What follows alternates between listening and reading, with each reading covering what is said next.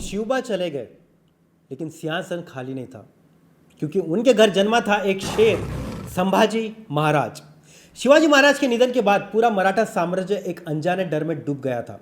अब आगे क्या होगा, कौन संभालेगा ये विशाल स्वराज्य?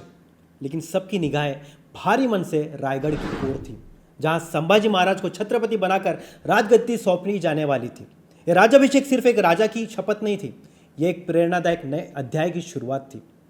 नमस्कार, मैं हेमंत हडाव आप सभी का दिल से स्वागत करता हूं हमारे YouTube चैनल पर, जिसका नाम है पुस्तकालय हिंदी।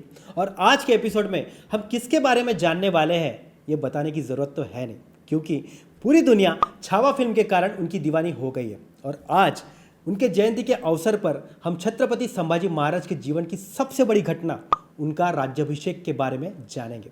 इसलिए इस भाग को अंत तक जरूर देखें, क्योंकि अंत में एक सवाल भी पूछेंगे जिसका जवाब आपको कमेंट में देना है। अगर यह एपिसोड आपको पसंद आए तो लाइक करें, शेयर करें और सब्सक्राइब भी कीजिए। छत्रपति शिवाजी महाराज ने अपना पूरा जीवन मराठा साम्राज्य की स्थापना में लगा दिया, लेकिन उनके अचानक निधन के बाद एक बड़ा राजनीतिक तूफान उठ गया। गद्दी पर कौन बैठेगा, छोटे बेटे राजाराम महाराज या बड़े बेटे संभाजी महाराज, इसको लेकर बहुत भ्रम था। कुछ सरदारों ने, खासकर शिवाजी महाराज की दूसरी पत्नी सोयराबाई ने, अपने बेटे राजाराम को राजा बनाने की कोशिश की। उन्होंने दरबारों में साजिशें रची और संभाजी महाराज को सत्ता से दूर रखने की चालें चली। कुछ समय के लिए उन्हें रायगढ़ किले में नजरबंद भी कर दिया गया था।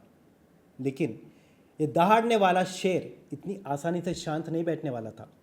संभाजी महाराज ने अपने साहस, निर्भयता और अपने समर्थकों की मदद से इन सारी साजिशों को नाकाम कर दिया। उन्होंने रायगढ़ पर नियंत्रण किया और साजिश करने वालों को सजा दी। इन संघर्षों के बाद आखिरकार सिंहासन का रास्ता साफ हो गया। तो 20 जुलाई 1680 को रायगढ़ किले पर संभाजी महाराज का भव्य राज्याभिषेक हुआ। यह क्षण केवल सत्ता परिवर्तन नहीं था, यह एक वीर, निडर, विद्वान और परिपक्व राजा द्वारा जिम्मेदारी की शपथ लेने का ऐतिहासिक पल था।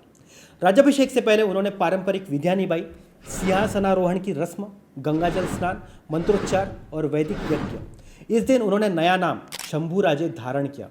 उनका नया शाही खिताब था श्रीमंत योगी, धर्मवीर, क्षत्रिय कुलवतंस, महाराजाधिराज छत्रपति श्री शंभूराजे भोसले।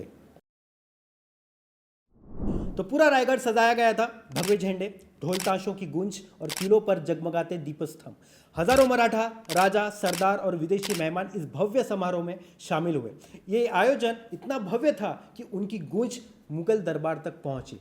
इस दिन संभाजी महाराज ने घोषणा की, स्वराज्य की रक्षा के लिए मेरा जीवन समर्पित है। धर्म, भूमि और मराठा गौरव के लिए मैं किसी भी कीमत पर तैयार हूं।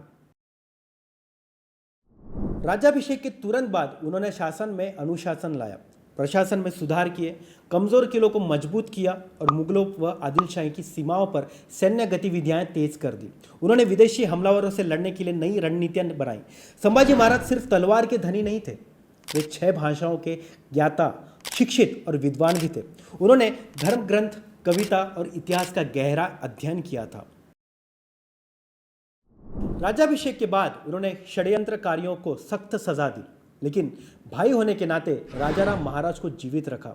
यह दिखाता है कि संभाजी महाराज का स्वभाव निष्पक्ष और न्यायप्रिय था। वे केवल पराक्रमी नहीं थे, दूरदर्शी और निर्णय लेने वाले योग्य नेता भी थे। संभाजी महाराज का राज्याभिषेक इतिहास का एक प्रेरणादायक क्षण है। संकटों को पार कर, विरोधियों को हराकर और स्वराज्य का ध्वज फिर से ऊंचा कर उन्होंने सिंहासन पाया। यह सिर्फ राजनीतिक जीत नहीं थी, बल्कि मराठी अस्मिता की गर्जना थी। आज भी जब रायगढ़ का सिंहासन देखते हैं तो यही याद आता है, चाहे कितनी भी रुकावटें आए, मराठा शेर अपना सिंहासन पा ही लेता है। तो दोस्तों, आपको आज का एपिसोड कैसा लगा? तो अब चलते हैं आज के सवाल की ओर। आज का सवाल है, छत्रपति संभाजी महाराज के राज्याभिषेक के समय कौन सी साजिशें रची गई थी और उन्होंने उसे कैसे पार किया? इसका उत्तर हमें नीचे कमेंट में बताएं और ये भी ज़रूर बताएं कि आपको आज का भाग कैसा लगा।